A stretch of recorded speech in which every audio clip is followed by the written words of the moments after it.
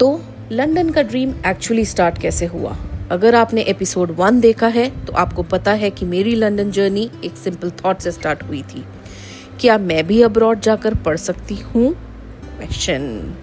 लेकिन ऑनेस्टली ये थॉट एकदम रैंडमली नहीं आया था। उस टाइम मैं कॉग्निजेंट में 9 to 6 जॉब कर रही थी और इनिशियली वर्क फ्रॉम होम काफ़ी कन्वीनियंट लगता था। लेकिन जैसे जैसे टाइम बीतने लगा, सेम रूटीन, वही सेम वर्क, वही सेम स्क्रीन, रोज रोज मुझे लगने लगा कि I wanted something more. I wanted to learn something new, I wanted to grow, और सबसे important, I wanted to challenge myself. तब मुझे लगा why not pursue higher studies, और हायर स्टडीज के थॉट के साथ ही अब्रॉड स्टडी करने का आइडिया भी आया। But then came the biggest question, where? काफ़ी कंट्रीज कंसिडर करने के बाद लंदन, एक्चुअली द यूके, मुझे सबसे ज़्यादा राइट लगा। सबसे बड़ा रीज़न था कि यूके में मास्टर्स डिग्री जनरली 1 ईयर में कंप्लीट हो जाती है। That meant very less time away from work and a faster step towards my career goals.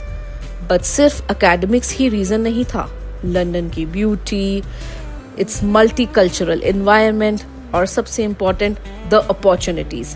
मुझे लगा कि लंदन मुझे सिर्फ एक डिग्री नहीं देगा, it would give me a chance to experience a completely new life. अब नेक्स्ट क्वेश्चन था यूनिवर्सिटी कैसे चूज़ करूं? तो मैंने स्टार्ट किया था गूगल से।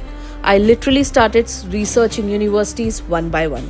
मैंने यूकेज़ हाईली रैंक्ड यूनिवर्सिटी की लिस्ट बनाई, उनकी रैंकिंग्स देखी, कोर्सेज कंपेयर किए, मॉड्यूल्स चेक किए, और फिर मेरी रिसर्च मुझे लेकर आई Queen Mary University of London. ये थी मेरी ड्रीम यूनिवर्सिटी। यूनिवर्सिटी की रैंकिंग अच्छी थी, लंदन की लोकेशन थी, और सबसे इम्पॉर्टेंट, मुझे जो कोर्स चाहिए था वो भी वहाँ अवेलेबल था। And I remember thinking may be this is it. लेकिन यूनिवर्सिटी चूज़ करना तो सिर्फ फर्स्ट स्टेप था। अब मुझे ये समझना था एप्लीकेशन प्रोसेस एक्चुअली होता कैसे है, डॉक्यूमेंट्स क्या चाहिए होते हैं, एप्लीकेशन कैसे फिल करनी है, ऑफर लेटर कैसे मिलेगा, और ऑनेस्टली मुझे कुछ भी प्रॉपरली नहीं पता था। So I started talking to different study abroad agencies. काफ़ी एजेंसीज से बात करने के बाद मुझे IDP का प्रोसेस काफ़ी रिलायबल और एफिशिएंट लगा।